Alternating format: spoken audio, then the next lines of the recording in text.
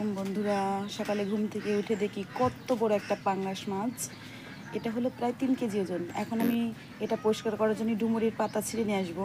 ওর গাছ কি পরিমাণে ডুমুর ধরছে দেখেন। ডুমুরটা আমার অনেক ফেভারিট, আমার অনেক পছন্দের একটা জিনিস। এগুলো ছিঁড়ে নেব, পাতাগুলো ছিঁড়ে নেব। মুরগিগুলো প্রায় 3 কেজি ওজন হয়ে গেছে।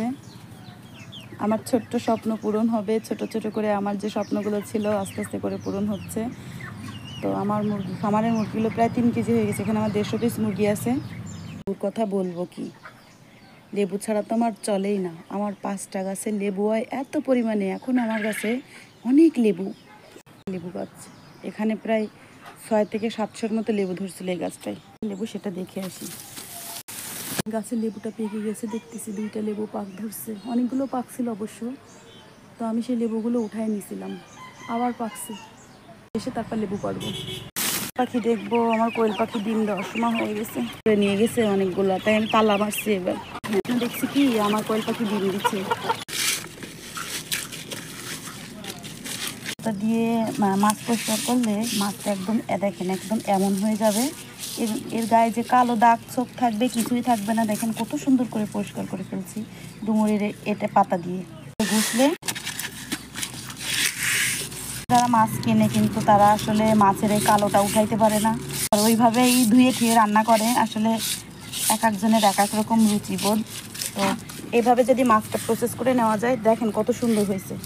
দেখেন মাথাটা সব একদম ক্লিন। হ্যাঁ, এই দেখেন কালোগুলো সব উঠে গেছে, সুন্দর হয়েছে। এখন আমি মাছটা কেটে নিব। বড় শিয়াল ঢুকছিল, তাতে একটা মুরগিও আমার আহত করছে। ভাবে আসে, আমি আবার সকালবেলায় খাওয়ার জন্য একটা জরি করে দিলাম। আজকে অনেক কিছু রান্না হবে বন্ধুরা। আমার মাছ কাটাটা কেমন হয়েছে দেখেন, কালারটা কোনোভাবেই নাই। এখন দেখছি আমি অনেক ভিডিওতে মাছ কাটার পরে এই চামড়াটা কালো থাকে। মুড়ির পাতা দিয়ে যদি ঘষা দেন তবে মাছটা এমন দেখতে হবে। দেখেন কত সুন্দর হয়েছে আমার মাছ কাটাটা। নিব, আসলে অনেকক্ষণ অন্য কাজে ব্যস্ত ছিলাম। মাংসগুলো কাটা, পাঙ্গাস মাছ করব। লাউ দিয়ে পাঙ্গাস মাছ রান্না আমার লাগবে না। তো মাংস মাছ আমি কিছু উঠাই রাখবো ফ্রিজে।